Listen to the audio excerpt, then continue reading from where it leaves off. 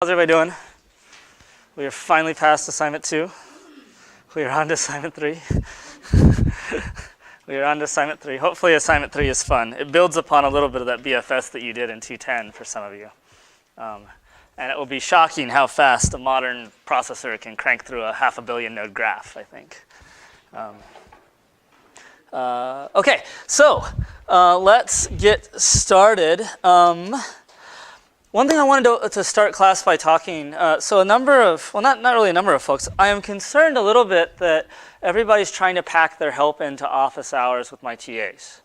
Remember, all of your instructors have office hours or by appointment written on their office hours schedule. So it's perfectly reasonable, and we encourage you to, if you're having trouble getting help, just write us an email and say, hey, or first of all, stick your head in any time. Sometimes we're not there, we're busy, but write us an email saying, hey, you know, can I come by later this afternoon, or can I come by tomorrow? We'll set a time. There's no waiting, no contention.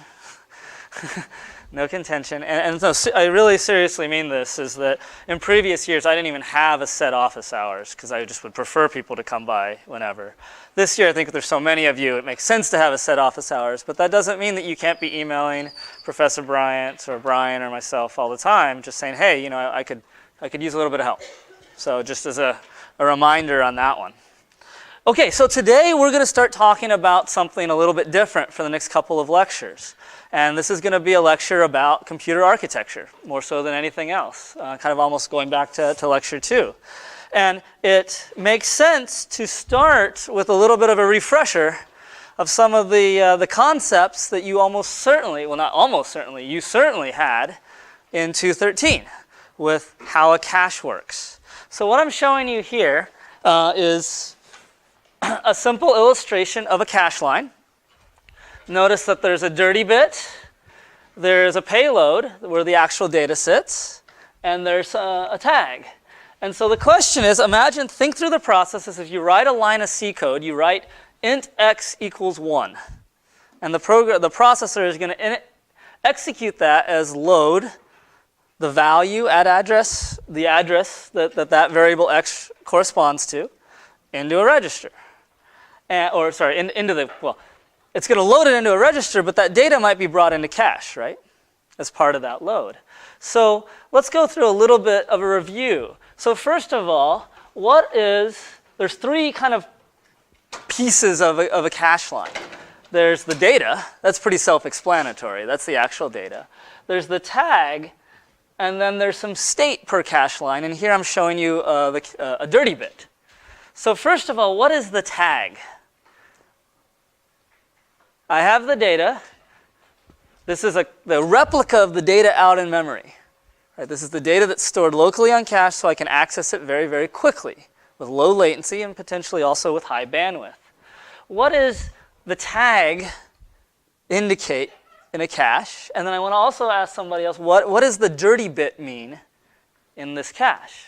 This goes back to year 213. So everything on this lecture is going to sort of build upon this slide. So I want to make sure that everybody remembers this lesson from 213. So what's the tag going to tell me? I don't know what a tag is, but might it be the memory address that this cache line stores? It's going to be the identifier representing the full address that this data is from, correct? What is the dirty bit for? Yeah? So if the data in the cache has been written to, which means that the contents of this line, this set of addresses, is not up to date in memory, the dirty bit is set indicating that the cache needs to make sure it flushes the updated values of these bits out to memory when the cache line is evicted, if it's ever left. So what is the difference, so that we're just reviewing some terminology, between a write back and a write through cache? Yes, sir? A write back cache can say, when you write to it, will accept the write without having to write all the way to main memory. A write through will write to both places. So there actually will be no dirty bit if this was a write through cache. So a write through cache means when I write, I update the cache line, and I also immediately update memory. A write back cache is that the write only goes out to memory when the line is flushed. So if the processor performs a write, it immediately updates the contents of the cache, but does not update memory. Can anybody give me a reason why a write-back design might be more efficient than a write-through design? Modifying the same portion of data repeatedly. So if you're writing to one variable many times, it wouldn't make sense to write all the way back to memory 100 times versus just writing back. Absolutely. There is temporal locality in programs. The cache is there to exploit that on reads. If I read it over and over again, I don't want to reload the data from memory. A write-back cache will absorb a sequence of writes to the same address and only write the updated value, the last updated value, out to memory whenever that cache line is evicted. Good. In this diagram, notice that I said, let's say that X corresponds to this address, hex 12345604. And I actually I highlighted these bytes in, let's say it's a 64-byte cache line. And I chose 64 bytes because that's the modern cache line size in all Intel processors. So I placed the byte. So if this is byte 0, the lowest address, and this is byte 63, the highest address of that cache line, why did I place X there?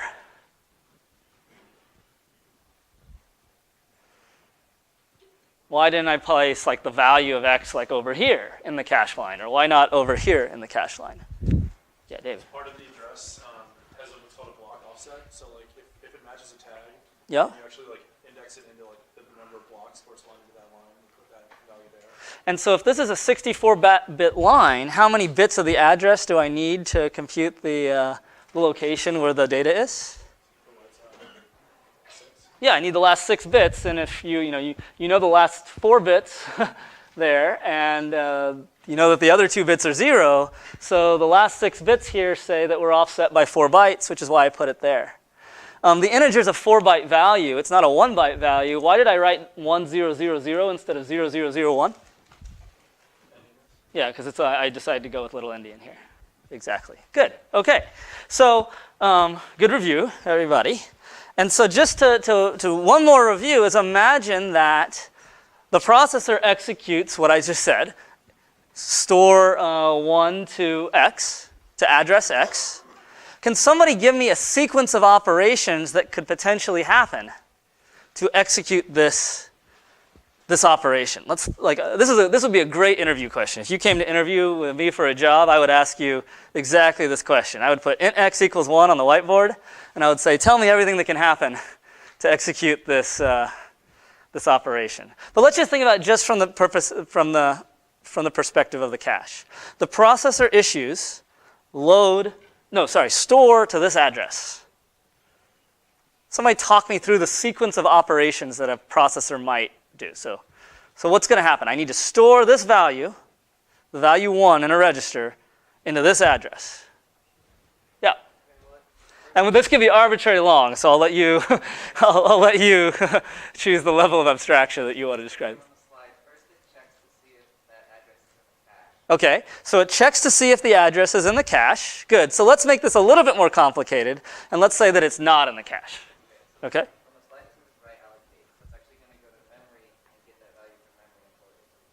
So we need to bring the cache line. We need to allocate a cache line for the address that contains the address we want to write to.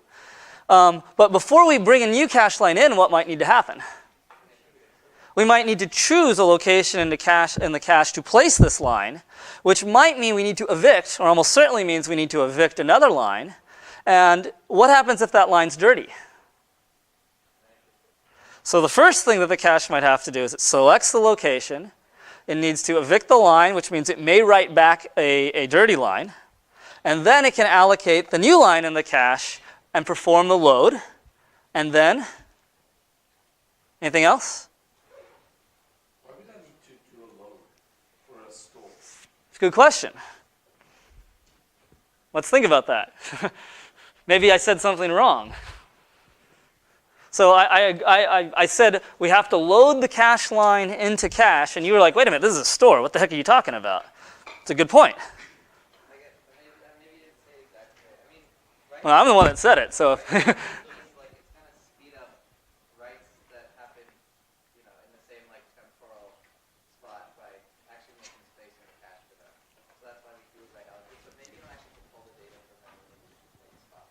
So let's say that, hypothetically, it's a good question. So first of all, the way a cache works is if a line is allocated, that cache line contains the most up-to-date version of memory for that set of 64 bytes. Now here we're only updating 4 of those bytes. So imagine if all you did was immediately just flush the old cache line, zero out the line, and just write 4 bytes to some part of the cache line. And then later we flush that line. What just happened? We just lost that. So if we're talking about a write allocate write back cache, unless for some reason you know that you're going to write the entire line before you flush it, and modern x86 has particular instructions which actually tell you that that's the case, I have to load the entire line because I have no idea whether or not the processor is going to write over the entire line or if some of the contents of memory need to be preserved. So I'm going to load, mark the line, update 4 bytes of that line, mark the line as dirty, and then at some point in the future, eviction will handle the process of making sure that that data is out there in memory. Very good. Yeah, and so that's basically what we talked about here. If this was a write-through cache, and if it was a write-through no allocate cache, that write could have just gone straight out to memory without impacting the status of the cache at all. But of course, then you're not getting much of a benefit of a cache at all, and so that's why most modern systems aren't implemented that way. Okay, so today we're gonna expand on this notion of thinking about multiple processors with multiple caches hooked up to the same memory system, and things are gonna get a little bit more complicated. So a reasonable view of the system that we'll talk about today is I have a bunch of processors connected to a single memory system. It's a big shared memory system like everything we've worked on in class so far. And there's an interconnect that is able to connect up memory with all of these processors or even the processors with themselves. And we can think about this as processors read and write to shared variables to communicate. And more precisely, that means processors issue loads and stores to the same addresses in the address space. Okay. And you would expect memory to behave reasonably by some sort of intuitive notion of what reasonable means. And one way to think about that is that if I'm a processor and I write the value to some address, and you're a processor and at some point in the future read the value from that address, you probably should get the value that I wrote. Otherwise, you'd be like, memory is broken. Right? Okay. So let's think about whether or not memory is broken when we have caches in the system. So imagine that there are 4 processors here, P1 through P4. There's memory right here. And all of those processors are going to read and write to a shared variable who is stored at address X. So they read and write to, let's say, foo in our program. Foo is stored at address X. And this diagram here is the value of X. So here, at the start of the program, the value at X in memory is 0. And none of the processors have the value of X in their cache. That's P4 cache, P1 cache, P2 cache, and so on and so on. Okay? So does my diagram make sense? Okay, so let's think about what happens when processor 1 loads X. How is my diagram going to change? You all know how caches work. We just talked about it. So imagine that processor 1 issues a load instruction. It says load address X. How will my diagram change? My diagram is going to put a 0 out in memory because that's what memory thinks the address is. And if there's a copy of the data in any of the caches, I'm going to write, let's say, a 0 here or something like that. Right? So if I say load X, and then processor 2 also says load X, what do you think the state of the next line would be? What's it going to look like? David. So there'll be a copy of X in processor 1's cache. There'll be a copy of X in processor 2's cache. That's exactly what we just talked about, right? Boom. And both of those will take, P1, oh, that's a cache miss, load the value from memory. P2 load X, oh, that's a cache miss too. Load it into processor 2's cache. Now, keep in mind that I have a different cache for each of these processors here. Diagram makes sense? And obviously, memory is still 0 after all of this. Nothing's changed out there. Okay, so what's going to happen when processor 1 issues, let's say, a store to X?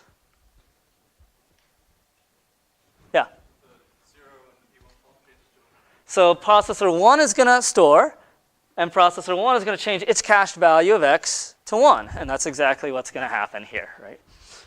Click. And it's actually a cache hit. It's not even a miss, right? Because it was sitting there in cache. Okay, good. I like it.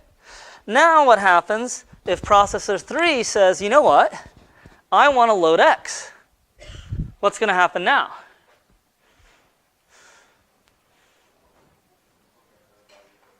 So what happens when the value is not in cache? You all told me exactly what happens. The processor takes a cache miss and loads the value from memory, right? And what value is it going to load? It's, sorry? 0, exactly. It's going to load processor 0, processor 3 is going to load 0. And now you're starting to see how things are getting a little bit weird, right? Because now I have different values of the same address x in memory and across the different caches. So what happens if P3 stores, I don't know, the value 2 to x? What did I decide to use in my slides? Yeah, 2. Let's say P3 stores 2 to x. Now what happens? It's a cache hit because the data is in the cache. And now the value of processor 3's cache echoes that load. Now I have 3 different values of x in the system, 0, 1, and 2. And if, let's say that P2 loads x, what happens next? P2 loads x. It's a cache hit, returns the value 0. So the fact that these writes have happened, processor 2 is completely oblivious to this. So you can imagine, what if like you wrote some code which said while x is 0, spin, and processor 2 at some point wrote x equals 1. And so you're like, this seems like a reasonable program, but the processor is just going to spin. Exactly. So P2 load x, it gets a cache hit, it returns 0 to the processor. What happens when, let's say P1 loads a new value y, a new address, and that address causes x to be evicted from the cache. So P1 loads y now. X is going to get evicted. What's the process of handling eviction? We just talked about it.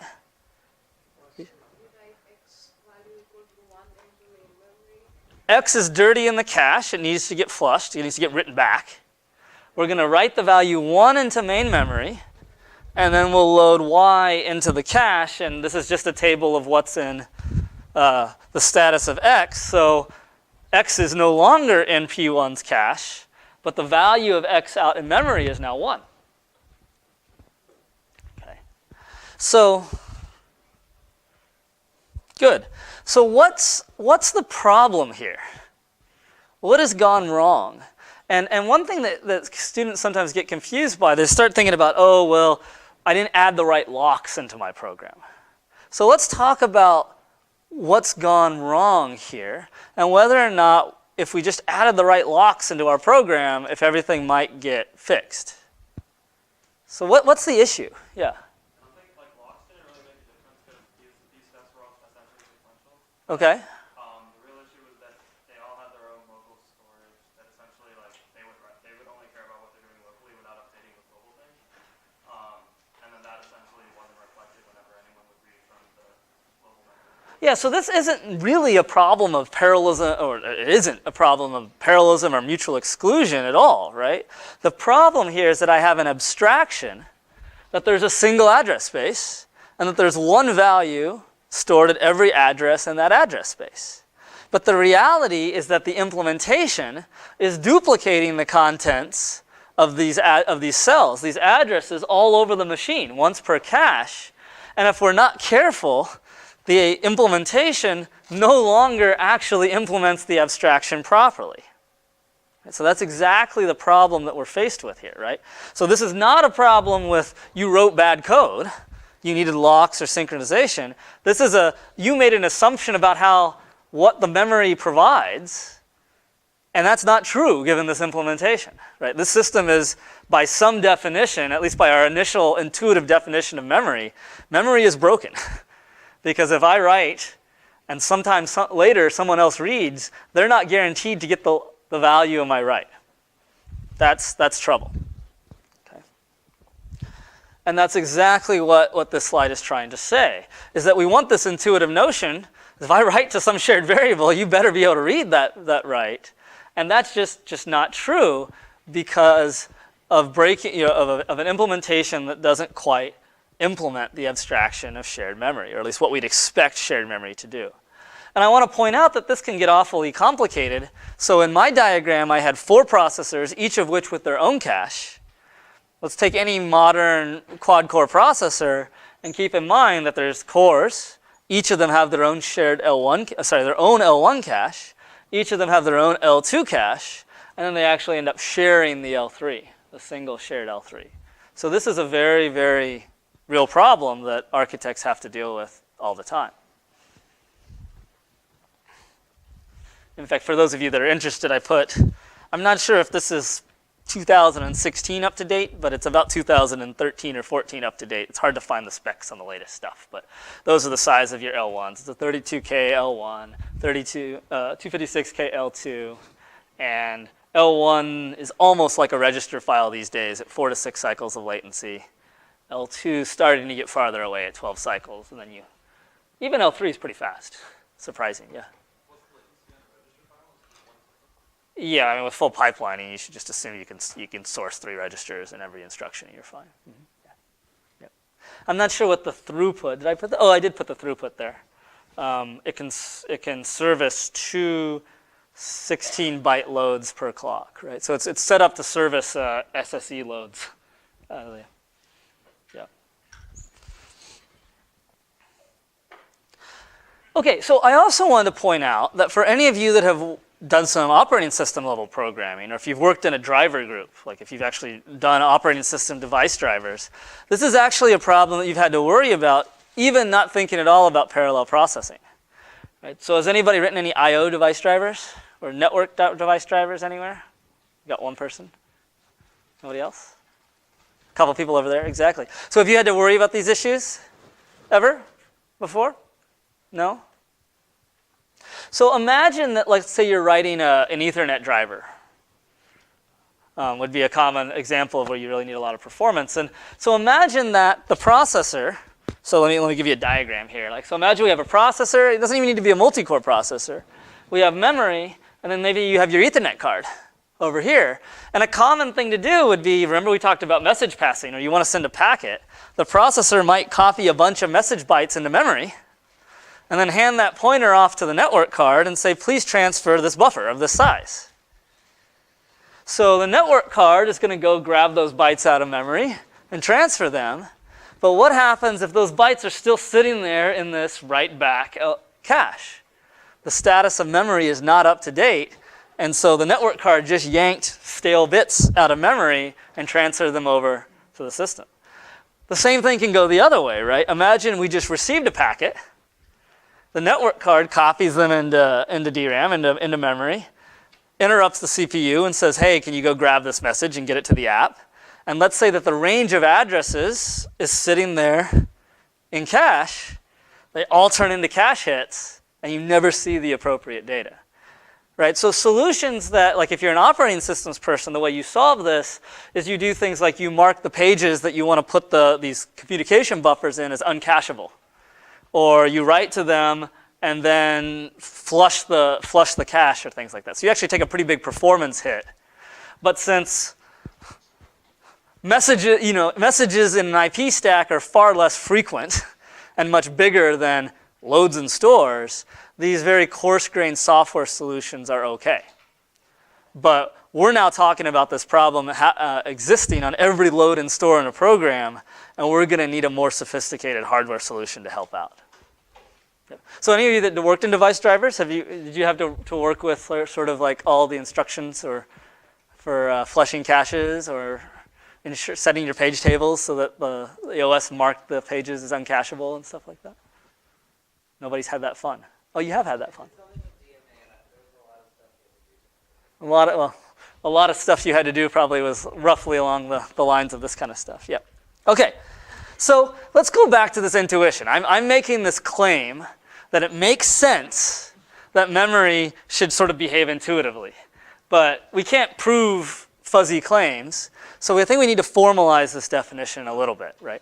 So what does it mean for me to say, look, if I write to address X and you read from address X, you should definitely read the bytes that came from the last write.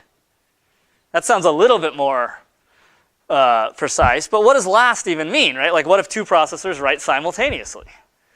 Or what if we write like so close together in time that there's just no possible way for the system to sort of get the bytes from this processor over to the bytes on another processor? And so it's kind of unclear what last means. In a sequential program, last is very clear. It's you just look in program order and you say, well, if this instruction came before this instruction, its results better be visible to the next instructions, otherwise, all programming bets are off. So the notion of what it means to be intuitive is often referred to as a coherent memory system. And by coherent, you can think about it as all processors see the same view of memory at the same time. And there are a number of different definitions to this, and those definitions are, I don't find them necessarily the most intuitive, so I'm going to give you a couple, and I'll let you sort it out a little bit on your own, right? So one definition of a coherent memory system is a memory system that provides the following guarantee, is that for any memory location, and in our previous example, that was the memory location X, it says that you could, if you look at what was observed by all the processors, and when I say observed, I mean the bits that came back from all the loads and stores. We observe the value of memory by reading it. Is that there is some order in which I can write down all the operations that all of the threads or all of the processors performed. And I could say that those observations are consistent with, hey, look, P0 must have written first, P1 must have read, and so on and so on. Because if I wrote 5, and you did a read, and you got the value 5, clearly your read must have come after my write. So that's one way to think about it, is can I look at all the values that I read, and can I put them on a timeline? And that basically means that all the operations done by one processor are certainly in the same order as the program. That has to be true. And the value returned by the read is always the value that was stored by the last write as determined by the timeline that we came up with. So this says that you can put things on a timeline and what the program reads is consistent with that. That's one way it's a good way to check whether or not it's behaving coherently. It's not necessarily the best way to describe what are the properties that I have to ensure. So there's another way to think about what we want. And this is in terms of these rules, is that a memory system is coherent as if a processor, is exactly what we started with, is if P reads the value X, after another processor has written to it, I should get that value. If I don't get that value, something's wrong. Oh, sorry, that's the second one. So the first one is if I read and I write and I'm the same processor. It's just program order. Is that if I write to a value and I read it at some later point, I better get that value. The next one says that if you write the value and I go to read that value, as long as it's far enough after your write, I will get that value. That's what it says. And then the last one says that writes to the same address, and all of this is to the same address, is that if some processor writes A, and then any other processor writes B to the same X, so somebody writes X equals A, somebody writes X equals B, all of us in the system will always see A before B. We will not disagree. Some of us will not see A and then B, and then other of us will see B and then A. And so over the rest of the lecture, there'll be more examples of this, and it'll start to become more clear. Like, for example, let's think about this last one, because this last one's actually quite important. So imagine that P1 writes A to X. And then imagine that P2 writes B to X. Now, it may take a while for that update to go out to memory. We thought about that. We saw that in the write-back cache example. It may take a while using some mechanism to get the bits of that write over to the other caches. And I haven't told you how that works yet, but you can imagine it may take a while. And you can also imagine that it's possible in a modern network, like a modern chip network, for the messages to get reordered. to be pushed out of order in some way. So what this guarantee of write serialization is saying is that if some processor reads X and observes the value A, I loaded X and I got A, and then processor P3 loads X and gets B, it is not going to be possible in the system. The system cannot allow some other processor P4 to load X and get B, and later load X and get A.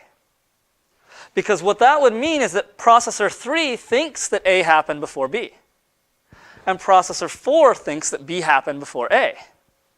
And so if that's the case, there is no sequence, there's no timeline that I can write all of those operations down on that all of the processors agree with.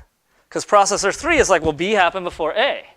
And processor 4 is like, no, it didn't. A happened before B. And so there's just no way I can write down a sequence of operations. So, yeah? The sequence of operations, you showed that 3 points. Yep. The one before. The one before. So, and on the first part, So it's about C. So the first one is sort of just like we haven't broken anything that you expect about single-threaded behavior. So that one's pretty simple, right? Which is in a single execution context. Yeah. You know, in a single L1, single L2 cache. So it's gonna like write and read from the same cache. So that's kind of. So if the first one didn't hold, this is what we expect of any uniprocessor system, right? So that just says that if I write X in my program and I have an instruction after it in the instruction stream, it better, when it reads X, it better get those bytes. Or for cases where different processors read and write. Yes, and that's case 2 and 3. Yeah. And everything we're talking about, I want to be clear here, is when processors read and write to the same address. There's only one address that we're thinking about here, and that's X. Yeah. Okay? So that seems like a case of race conditions and multi-threaded things locking in. You can always, and that's why I wanted to point out that what we're talking about today is not a matter of there are race conditions. Because it's very easy to say, imagine, like it's a perfectly valid program for you to be spinning while X equals 0, wait for me to get something done, and then when I'm done, I'm going to set a flag that says I'm done. I'm going to set X equals 1 and allow you to get going. So that's a perfectly synchronized program. We've got a program that makes sense. I'm going to do some work, and I'm going to tell you that I'm done with that work by setting the value of X. What we're talking about here is that unless we do something new to the memory system, you could sit there and be spinning on X equals 0 the entire time hitting the cache, and I could be here like, what the heck is he doing? I set the value to 1, and you're not taking any action. Shouldn't the compiler be responsible for that? To use the appropriate instructions to make sure that what is being read by some other thread should be written to the either L3 cache, like the shared cache, or the memory? Well, the compiler could very, very much insert instructions that tell the hardware to behave specially with respect to its caches. You're making that suggestion, that is true. But what we're talking about here is there's no such thing as a cache from the perspective of an instruction stream. I'm just writing to the address X. I don't know a cache exists. Memory is not behaving like what memory is supposed to be behaved if you never observe that write. You know, like a programmer is going to think, wait a minute, memory is broken. Memory is not behaving as if there are a bunch of addresses out there and that they're going to say that, look, this load instruction didn't, or sorry, this store didn't work because the other processors don't see the bytes. So if you ask me to, the compiler should insert cache instructions, what you're doing is you're proposing a mechanism, an implementation that allows memory to appear to the application as being coherent. And I'm going to give you another mechanism where the hardware does it by itself today. So your intuition is exactly right, but that's a very heavyweight way to ensure that memory, well, not necessarily heavyweight, but it's an alternative way of making sure that memory behaves like memory, and your solution is to punt it to software. Right? And so we're going to talk about how to do it in hardware today. Okay, so exactly, actually, I'm glad you asked that question, is that everything we're doing today you can think of as there being a software solution. Like, for example, we could say that all shared variables in a program are going to land on these pages, these memory pages, and I'm going to mark them, the operating system, or maybe via a hint from the application, I'm going to mark them as uncacheable. And since they're not cacheable, I'm not going to have any problem at all because they'll never be replicated in cache. And so that means whenever I load the value, I'll take a page fault. And at the time of the page fault, maybe I'll go grab the value from wherever it's supposed to be so it appears to be work. But those mechanisms are very, very heavyweight. And there are mechanisms that might be used, for example, to provide the illusion of a single shared address space across a cluster. What we're about to talk about are today and tomorrow, we'll talk about two ways that the hardware within a machine will do this for the software automatically. Okay. So one way to make this really, really simple is to say, you know what? Let's move the cache out of the processors, and let's just have a single cache for all processors. So before I had different L1 caches for every processor. I said, you know what? I'm going to make a single cache. Excuse me, I was pointing down here.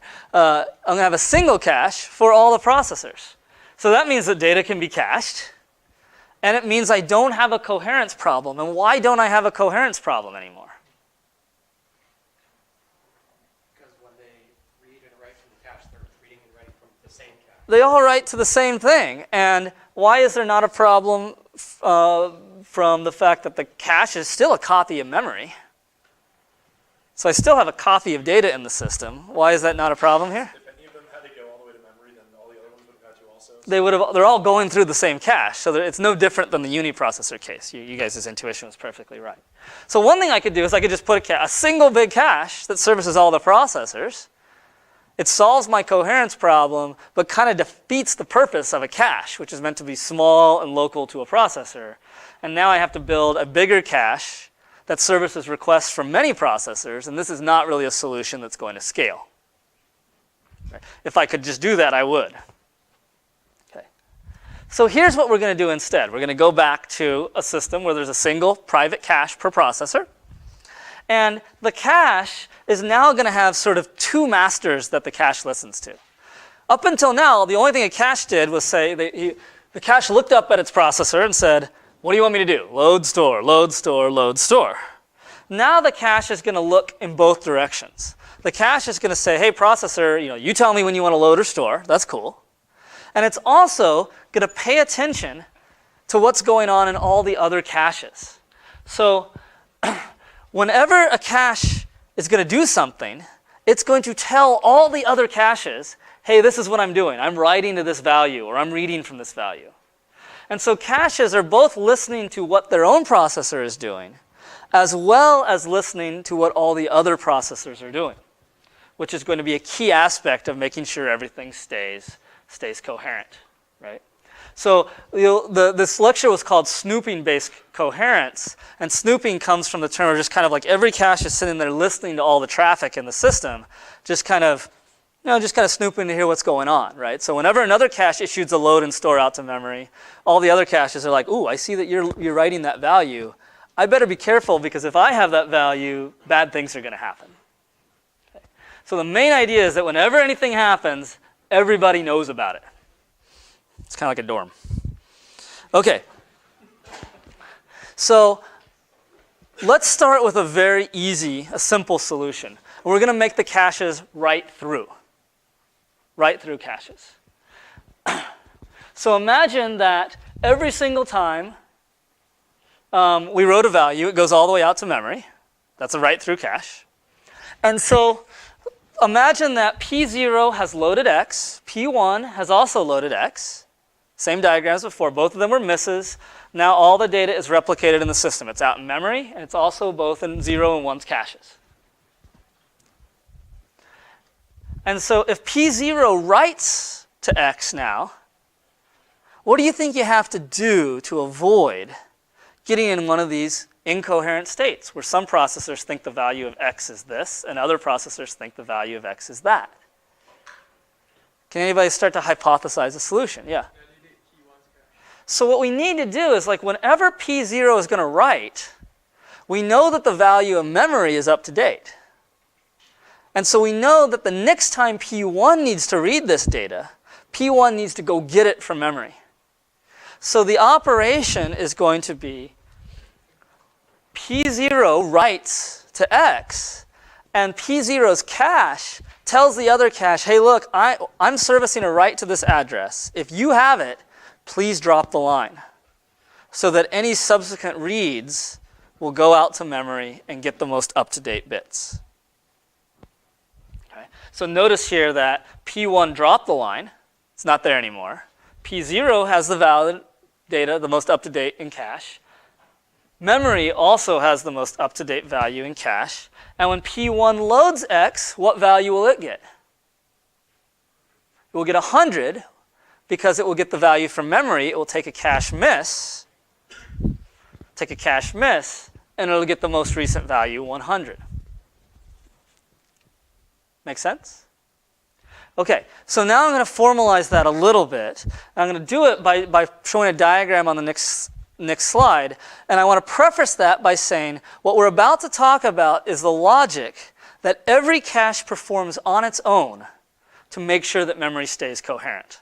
So I'm not going to describe anything that an application does. I'm going to describe the behavior of the caches. And you should think about every cache carrying out the following policy.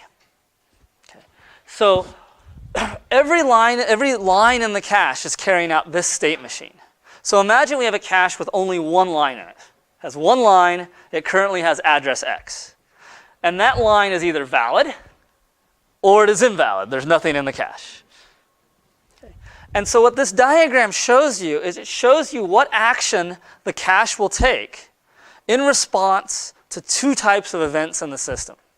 One type of event in the system is the local processor doing something, making a load or making a store. That's one type of event. Another type of event in the system is snooping, hearing on the bus that another cache is trying to read or write data. So there's four things that can happen that can trigger the cache doing something. And so the way I'm writing this is I'm saying when this event occurs, for example, when the local processor reads the data, this is what the cache will do. So let's think through this. Let's say the cache is in an invalid state, and the processor says, please read this value. If that's the case, the cache is going to issue the request out onto the interconnect, and so that's what I'm referring to as a bus read. So read the bits from the memory bus, and move into the valid state. This happens to be, just for simplicity, I'm making this a write no allocate cache. So when I write to something that's not in cache, we're just going to write the bits out to memory and not bring the line in. So notice it says when I write and I'm to a line in the invalid state, we will stay in the invalid state and we will write the bits out to memory. Okay. So the interesting thing happens here is when a line is in the valid state and the cache, well, first of all, just to check, the line is in the valid state and the processor reads the data. Notice that I say nothing happens. Why is that the right thing to do? The processor, the cache line is in the cache, it's valid. The processor reads the data, and I'm saying nothing needs to occur. Yeah. That read hasn't changed the state of anything else in the system, so it's fine, just ignore it. So all the action happens on the processor write. So whenever there's a processor write to data in the valid state, well, that's very much like a write in the invalid state. It doesn't matter whether or not it's valid or invalid. But we're going to issue that write out onto the interconnect. We're going to tell everybody in the system, I am writing to this value. And notice what happens if you're in the valid state and the event that occurs is someone else writes. So here, this was PR write on the left side is my local processor writes. Bus write on the left side means I hear somebody else doing a write in the system. And what do you notice happens? We drop from the valid to the invalid state. And why do we do that? If we go back to the last slide, why is it that if I'm a cache and I have a line for address X in the valid state, I hear somebody else shout out, hey, look, I'm going to write to this value. And I'm like, ooh, I have this value too. This diagram says my action is to drop the line. And why is that the right action? Yeah. You want to make sure your local guy is valid, or like its validity is reflected correctly. Because if I keep the line in the valid state, the next read is going to hit in the cache, and it will be stale. It will be stale. Exactly. Okay. So I do want to point out that we're making a bunch of simplifying assumptions in this lecture. A bunch of simplifying assumptions. So we are making the assumption that when one processor makes a write or a read, it's easy to make everybody else see that transaction. And that's why, in the context of this lecture, you can think about that interconnect being just a shared bus where everybody can see everything. I'm also making the assumption that all the transactions are visible to all the caches in the same order, which is actually not necessarily true. Yeah. How are you allowing a processor write on an invalid cache line? Because in this case, it's a write no allocate, so I can write without bringing it in. Here's an interesting question. If I just change this to a write allocate cache, how would I change this diagram? I'd make it valid. I would also issue the bus write. Yeah, it would be a simple change. Here I kind of just did that for symmetry just to make it easier. Okay. And then there are a bunch of other assumptions that are not particularly important to this lecture, but if you've taken architecture or something already, you might want to be aware that like the invalidation applies immediately before anything else happens. We're not thinking about the processor speculating and executing beyond any of these things. Just think about a very, very simple processor for now. Okay, so we know, because you told me at the beginning of this lecture, that write through is pretty inefficient. Every single write going out to memory, right? That's rough. Right? The value of caches is completely diminished now on these writes. And so we want a solution that works for write back caches. And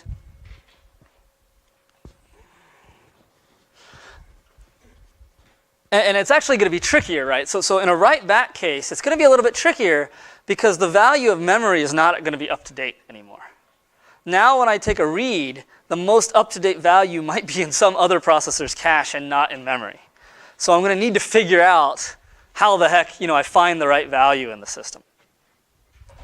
So quick review again. What did the dirty bit mean in a write back cache? It means that the processor is written to the data in that cache line, but not yet written to memory. It means that this cache line has the most up-to-date value of the data, and that memory does not. Certainly does not. Good. So it's interesting that we can sort of reinterpret that bit now. So imagine that processor 0 has X in its cache. And it wants to, processor 0 is going to write to X and then say that processor 1 is going to read X later. So we do that write. And then processor 1 loads X. Somehow we have to get this value of X over to the other processor. That's the challenge that we're now facing. Okay. And so what I want you to think of that dirty bit now meaning is the dirty bit not only means that it's dirty, it actually should be it could mean that, you know what? I'm the only cache with this value in cache. Because I have the most up-to-date copy, and if anybody else had the copy, that means that, whoa, wait a minute, they must have bad data. So the idea that we want to ensure is that if there is a dirty bit on, only one cache has the dirty bit set. And so we're going to reinterpret that dirty bit as, this is exclusive to me. And another way you can think about it is, well, it's not only exclusive to me, but if anybody else needs this data, I'm the owner of this data now. I am responsible for making sure that subsequent loads will read the appropriate value. Okay. So here are 3 key ideas on how we're going to make this work. Okay, so the first idea is that if you are a cache and you are the only person with the data, if you know that you have exclusive access, well, you know you can write to something because you know that nobody else has it in their cache. And you know that the other rule is that, okay, I'm only going to allow the processor to write to data that is in the cache in this exclusive state. Because that's the only data that I can guarantee that nobody else has because it's exclusive. And then, of course, if I'm a cache and I hear somebody else, some other cache, is trying to put one of its lines in an exclusive state, I have to play along and drop my line, because if I don't, the other cache's exclusive state is not correct. So we're going to have a system where the various caches are like, I want to make this line exclusive. All the other caches say, okay, boom, drop the line. And that's how we're going to make this all work out. Okay. So a very simple way of doing that in an invalidation-based protocol, is the MSI protocol, and it's going to be based on invalidations. And invalidations mean that I will invalidate my cache line, I'll drop it, whenever any other cache says I would like exclusive access. So there's still processor reads and writes, just like the last slide, but now there's going to be 3 states. There's going to be the invalid state, there's going to be the modified state, which is like the dirty bit is on, it's exclusive, and there's going to be another state which is called the shared state. And the shared state is going to indicate that this is data that's in the cache, but I have no idea if other processors have it as well. So it's data that I can read from, but data I cannot write to because it is not exclusive. Yes? So do you request exclusive access every time you do a write? Well, that's a good question. So let's think about how this is going to work. Okay. So now I have, and then there's 3 different things that you can broadcast out to everybody else. You can say, I would like to read these bits. Memory, please give me these bits. You can say, I would like to read these bits, but I intend to write to them. So that would be like loading the cache line so that we can write to it. So you can see that this says, I want to read, I plan to write, and then of course there's a flush dirty bits out to memory because this is a write back cache. So you need the ability to just flush a line out to memory. Okay, so those are the only 3 operations in the system. Okay, so let's talk through this a little bit. So here's the invalid state, shared and modified. And modified is like exclusive. Okay, so imagine that we have a line in the invalid state, and the local processor wants to read X. So the cache receives read X. What's the cache going to do? It says, processor's like, I want this value, I intend to read it. Cache is currently in this state. For X, X is not in the cache, which is equivalent to saying it's invalid. We get a read instruction. How are you going to move in the state diagram? Go here first. Yeah. Mm-hmm. Sorry, so we need to tell everybody we're reading the data, and then presumably we need to move into one of the valid states, right? So which state would you move to? Shared. So you can move to shared. We could also actually move to modified if we wanted to, but we would have to tell everybody else something different. But I agree. So if we're just going to read some data, the most conservative thing we can do is tell everybody else that we plan to read, and we move our line into the shared state, which means this data is valid in cache, which means I can read it. And if it's in the shared state, I can make no assumptions about this being the only copy in the system. Somebody else may have a copy. Therefore, I'm not going to assume that anything else. Good. Okay. So what happens if I'm in the shared state and the processor, which is common, reads it again? I'm fine. So I don't have to move, but do I have to tell anybody about that read? No. Why do you say not? I agree with you, actually. That's the correct answer, but why did you quickly say no? We just told them. What? We just told everyone that we read. That's right. So we already announced to everybody else that we wanted this line in our cache. And so everybody already knows that they can't be exclusive. So the state of the universe hasn't changed. We don't need to tell anybody. It's from everybody else's perspective, it's as if we never read the line again. Good. Okay, good. So that's exactly correct. Okay, so now let's think about some writes. So what would you do if we are in the invalid state and the processor wants to write? So we need to announce to everybody else that there's an intent to write. And what state do we move to? Okay, so we will move all the way up to the modified state. And the modified state says, look, I've told everybody else that I want to write. I'm assuming everybody's playing by the rules. So if everybody else is playing by the rules, I should be the only person with this cache line, and I'm happy about that. What happens if I'm in this shared state and I write? I already had it in cache. If this was a normal processor and I wrote to a value in cache, that's a cache hit. What do you think is going to happen now, though? Dave? You'd have to send a write broadcast and then move to the modified state? You basically have to you have to tell everybody that your intentions have changed. So you've already told people, look, I have this in my cache for read. If you get a write, it's like a cache miss, basically. The data is not necessarily loaded from memory, but the information goes out to everybody saying, oh, look, now this person's writing, and then you can move to the exclusive or modified state. Exactly. So we just drew these two links. Okay. Now remember, the reason why we moved into this state was we were assuming that all the other caches were playing by the rules. So the question is, what are the rules whenever you hear bus read or bus write? So let's say that we are in the shared state and we observe, we snoop a read from another processor. Nothing needs to happen, right? Because we're assuming that somebody else had the data.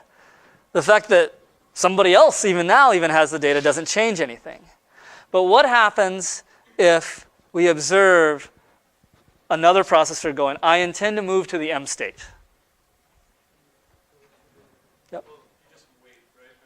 I guess I think it makes sense to think of the processors as pebbles. It's pebbles. Okay. And you can only have one pebble on the modified Yes. at once. That's right. Uh-huh. If you want to transition to the modified one, if there's a pebble already there, you're stuck waiting. You're stuck. Right. So right now, okay, good. I like that. But we have to I want to move to the modified state. So I certainly cannot wait until that line happens to just be evicted from the other processor's cache. So I yell out to all of you saying, look, I'm moving to the modified state. All the other ones move to the invalid state. Everybody else says, well, the rules of the game are that there's only one pebble on the modified state. So if you're going to be there, I have to give it up. So if you observe any bus writes, so you did that one already. Yep. If you observe any bus writes, or bus read exclusive is what this stands for, got to drop that line down to the invalid state. And you told me about what we should do when we're in the modified state. But the point is that if you're in any shared state or the exclusive state, the point is only one person can, if the pebble is on the M, nobody else can have it even on the S, because that would invalidate the semantics of S as well, right? So the name of the game is, if you want to write, you need to ask for exclusive access. You want to put the pebble on your M state. And if you hear that anybody else is trying to move into the exclusive state, we have to drop the line. Because if we write to it, then we have a big problem, meaning there's two different versions of the value in the system. And if we read from it, we still have a problem because we might be getting out-of-date data. Yes? So is that bus read flush actually going to the invalid state? No, that is correct. Actually, I forgot this one case. So there's one case we didn't talk about. So we have the value in the exclusive state. Another processor specifies the intent to read. So I can no longer say that my value is exclusive or unique because somebody else wants the value in their cache. So the reaction is to say, well, I could invalidate, but I don't need to. I'd like to keep the line in my cache so that if I read it again, I take a cache hit. So what we'll do is we'll drop to the shared state. We'll join the other processor in sharing the line, but we will flush the most recent contents out to memory so that when that other processor gets the data for its read, it gets the most up-to-date copy of the line. Yes? But then there's one more, right? Is that what if I'm modified and someone else wants to do a write? If somebody else wants to do a write, that is absolutely on this diagram. So if I am modified, that means that every other cache is in what state for this line? Invalid. So if I'm invalid and I want to do a write, I need to request access to the write. I'll shout that out to all of you, and you all will act accordingly. If you're in the S or the M state, you will drop invalid. If you happen to be in the M state, that processor owns the most recent version of the line, and they need to flush it to memory so that I get the last version of the line. Yes? It's right here. I mean, for modified, when it receives a bus read text. Bus read. Oh. Sorry, you are correct. Yeah, there was another question somewhere. Yes. I get the feeling that when we see a bus read, we flush. Well, not necessarily. If you have the line, if you are the owner of the line and you see a read, yes, you need to get that data back into the system. Seems like bus read is, rather than announcing, it's asking permission from other caches or asking like other caches to step up if they have modified information. And when That's true. I have the modified information as processor one, let's say, and processor 2 wants to read that information, I'm gonna have to need to flush that information. Yes. How would I signal processor 2 to wait for me to flush it? Or That goes back to my assumptions here to assume that I will flush the data. And when I flush the data, I will tell all the other processors that I'm done. And then the processor will move to its next state. So the way you can think about this as, this is very simplistic, but for today, you can think about it as, if I'm a cache and I want to do something, I shout out to everybody in the room. I then wait for everybody to go to act. I wait for an acknowledgement, and then when the acknowledgements are done, I proceed. That would be a perfectly reasonable way to think about things for now. That's not going to be how it works in practice, because we need to pipeline some things and stuff like that. But it's a perfectly reasonable. So let's actually work on. Let's just try and make this work, right? So here's what I have. I need 2 volunteers very quickly. I need 2 cache controllers. Quickly. Please be a cache controller, David. Come on. Okay. Luckily, you have all the information you need to be in the M state or the S state, and you have a cornucopia of values. So we need another cache controller.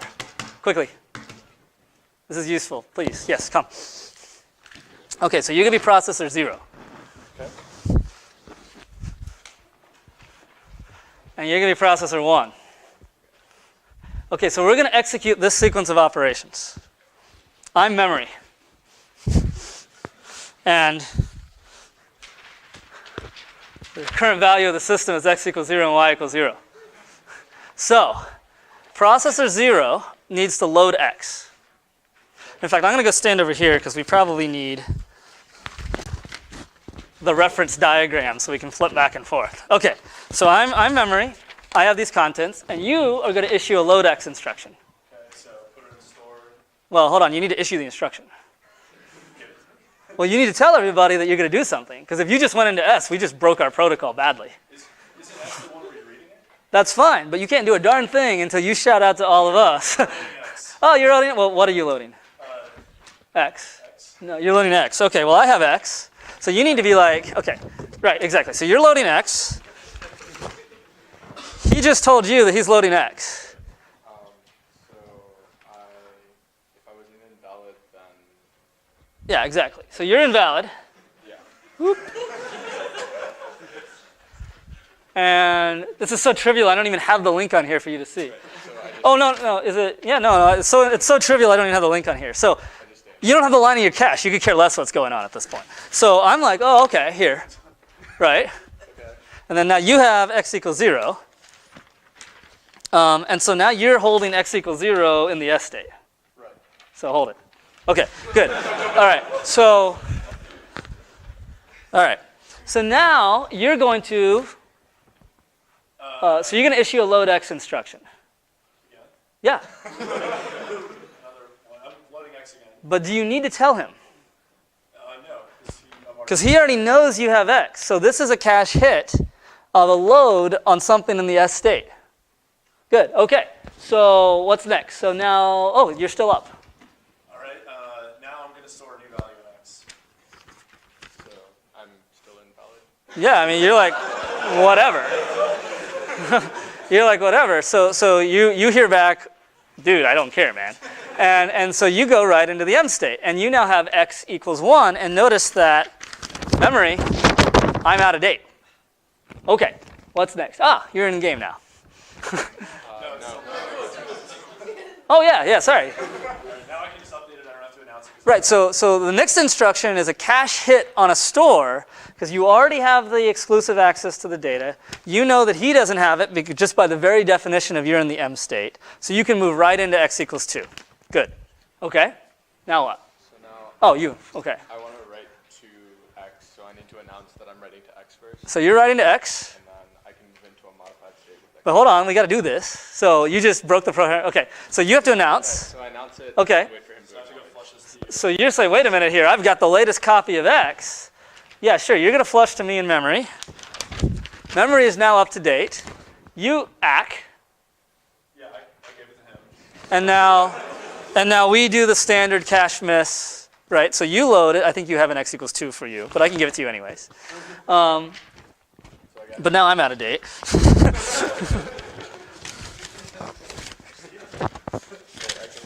Ha Okay, so, and you should be in the modified state, right?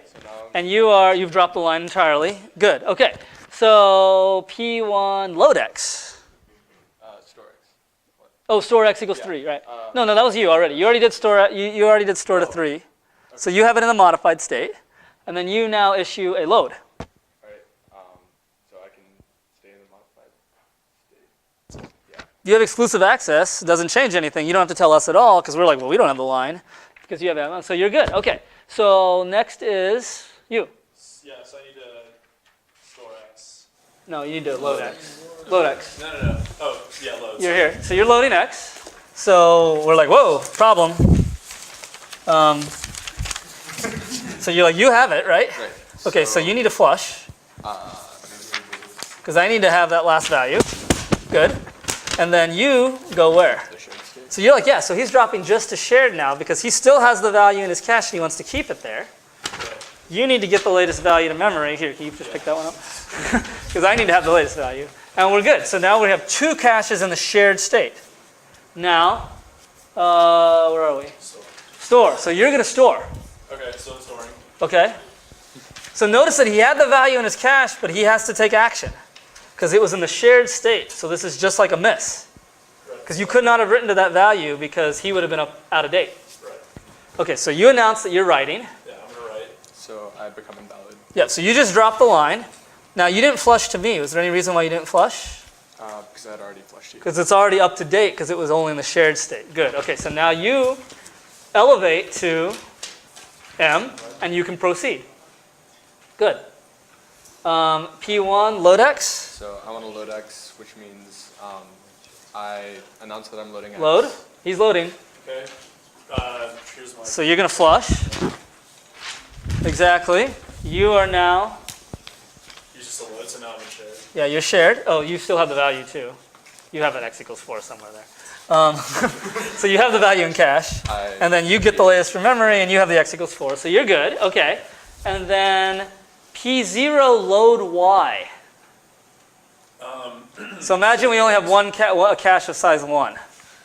So I drop X out of my. I'm loading a new value now. Yeah, you're loading a new value Y. New value Y, so I drop. I don't think I have a Y. Do I? Yeah, you do. Oh, I do. Sorry. So then I move into shared. Yep. And load 1. Okay, so you didn't do anything with that. And why didn't you do anything with that? That was Because correct. I don't care about Y right now. Because he's now worrying about Y, and this is X. So cache coherence doesn't tell us anything at all about reads and writes to different addresses. We're only talking about reads and writes to the same address. And Load y was y0. what? Load y was y0, then you. Oh, yeah, your Y equals 0. No, it's Y. No, you loaded it Load y first. was y equals Oh, sorry. Yeah. Right. And then, Better cache. right. And then you stored it? Yeah, now I'm just changing Y. Yeah, it's ECC out there in row 2. Yeah. And then and so on. And then, of course, if you store Y, you would then cause the invalidation and so on and so on. So the point that I wanted to get across here is keep in mind that this protocol, the state machine, is running independently in each of the caches. And as long as everybody obeys these states, we will have a, I'm not going to prove it to you here today, but you can see how you can have a coherent memory system. Thanks. That's the demo. Thanks, guys. Okay. Very nice job. Yeah, you sure? Okay, so let me go here and then here. When one was in the modified state That's for right. y, is it possible that the other person was still in the modified state for x? Of course, because that's exactly what I wanted to get across here. Is that when we're talking about cache coherence, it's about loads and stores to the same value. There's nothing we're talking about in today's lecture about any guarantees between loads and stores to different values, right? So this diagram is what's going on. You can think of it, I can be in a different state. The cache can be in a different state for every single cache line. And they're all completely different. Yes? If you're a processor and you are in the modified state, Okay. and then another processor goes to write Correct. that address, I'm wondering why it's important to flush. To flush all the way to memory? They're going to be writing it anyway. And then Oh, well, that goes back to our thing at the very beginning. So even though you may be writing to the cache line, you may not overwrite the entire cache line. You may be writing a couple of bytes to that 64 bytes.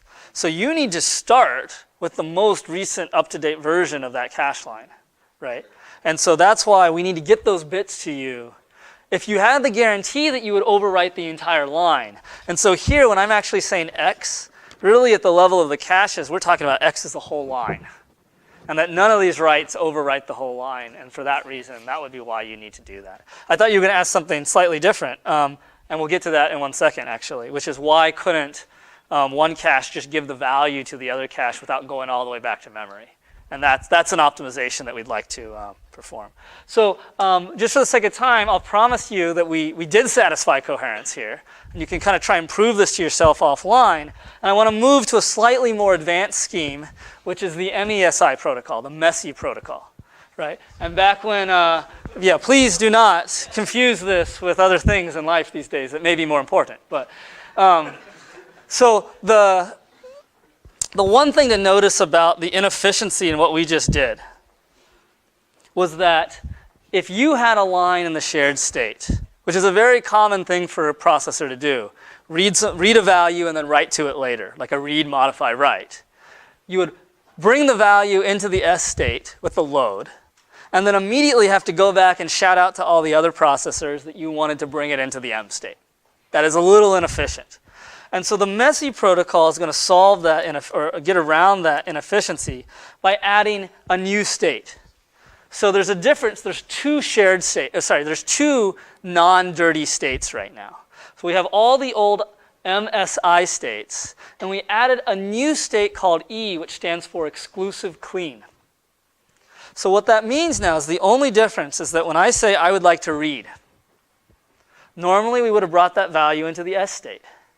The only difference we're going to do now is when I say I want to read, I'm going to look around the room, and all the other caches are going to say, I have it, or I don't.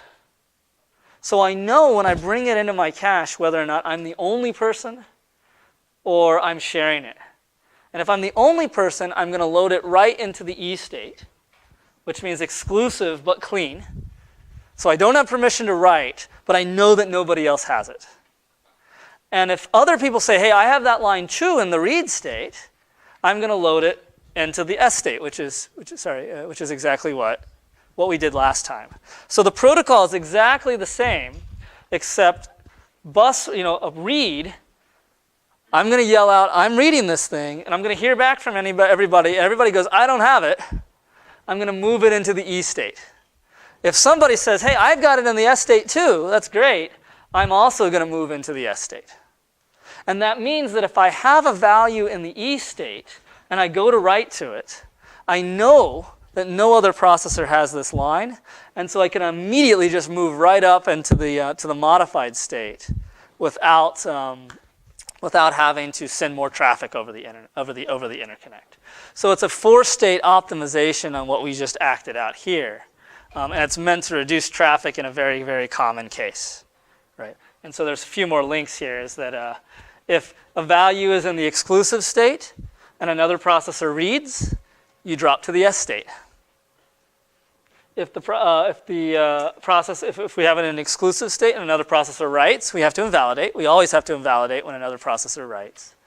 And that if it's modified and another processor reads, we drop back down to the shared state like we did before. So really the only differences here are kind of these red lines.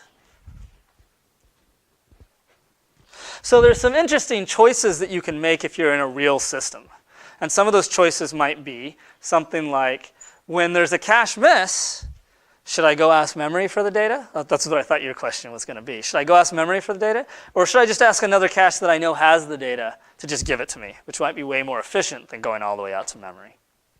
And so any modern system is actually, it might flush to memory, but when I'm doing a read and if another processor has the line, the other processor is just going to send me that line to avoid the memory transaction because we know how precious bandwidth is. And so if you look at sort of what Intel or AMD implements today, they have a 5-stage protocol, which is very much like what we just talked about in Messy. They just add another stage to say out of all the caches that have the data in the S state, one of those caches is responsible for forwarding the data on a miss. So this extra F in messif is saying, I'm in the shared state, but if I see a miss to this line, I'm going to provide the data to help out. And MoSE has got a very similar characteristic, and that's, or at least up until recently, I'm not sure what they do now, is how AMD implemented their coherence protocol. So basically everything we've talked about is so to close up on a few alternatives, everything that I've talked about in this lecture is what's called invalidation-based protocols.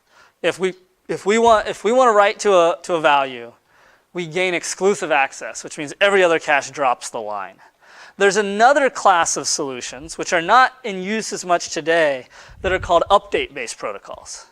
Because imagine in a scenario where we're both writing to the line, it's sort of unfortunate if we have to keep dropping the line and reloading the whole cache line every time. It would be nicer if every time I wrote, I just gave you the latest value and you patched it into your cache.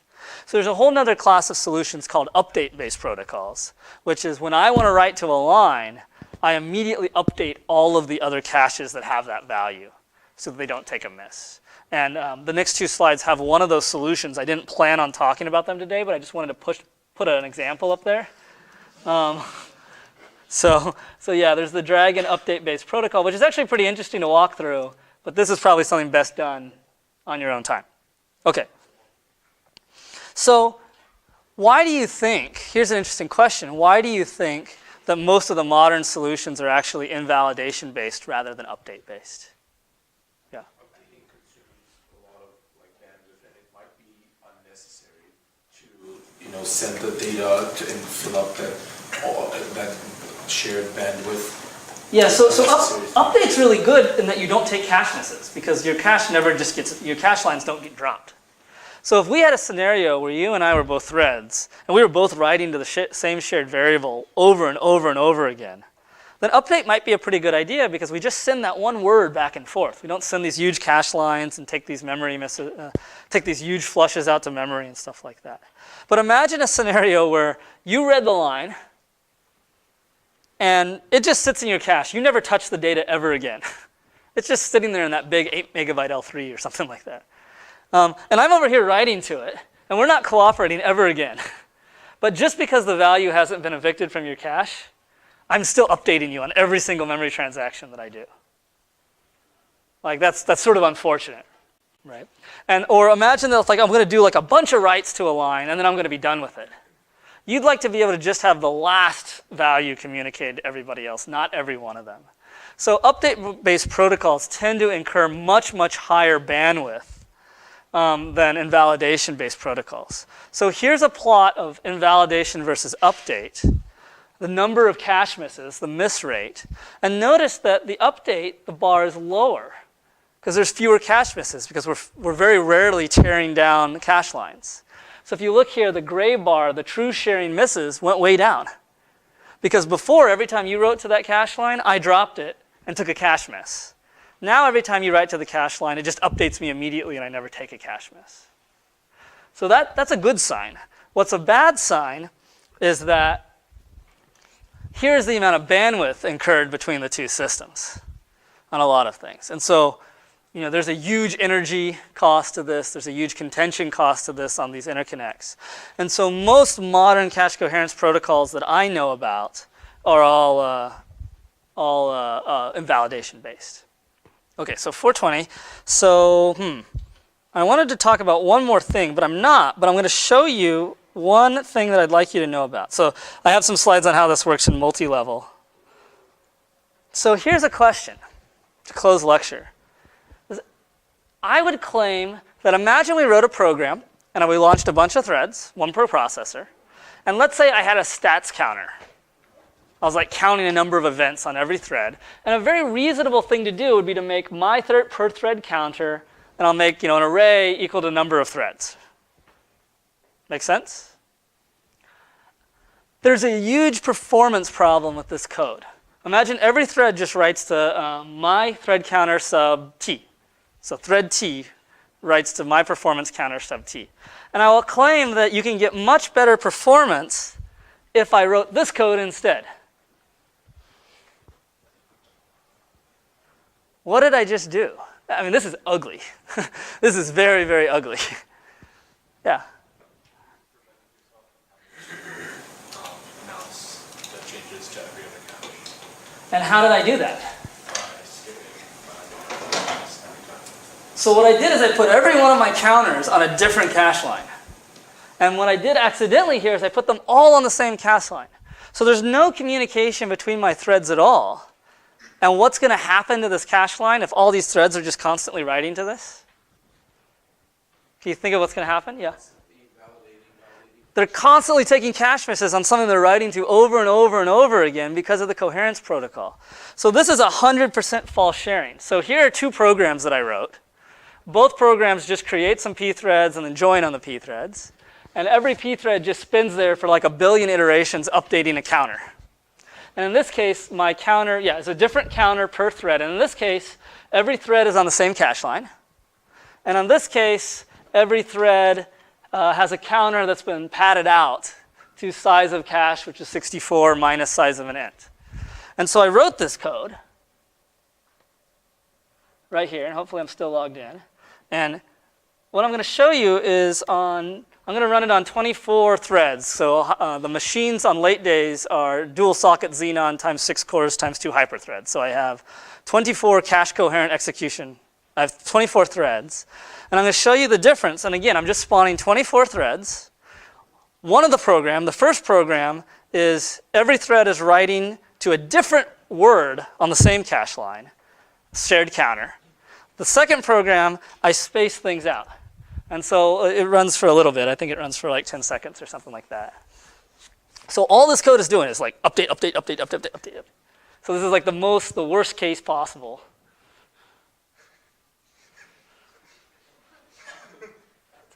I'm reducing variance by a great degree.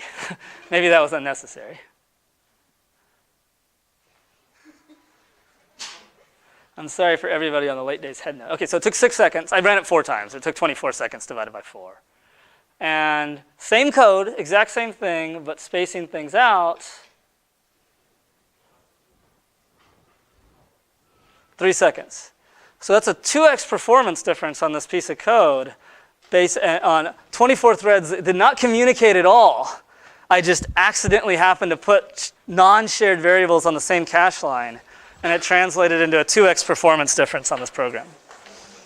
You would look at your code and you'd be like, nothing is wrong here.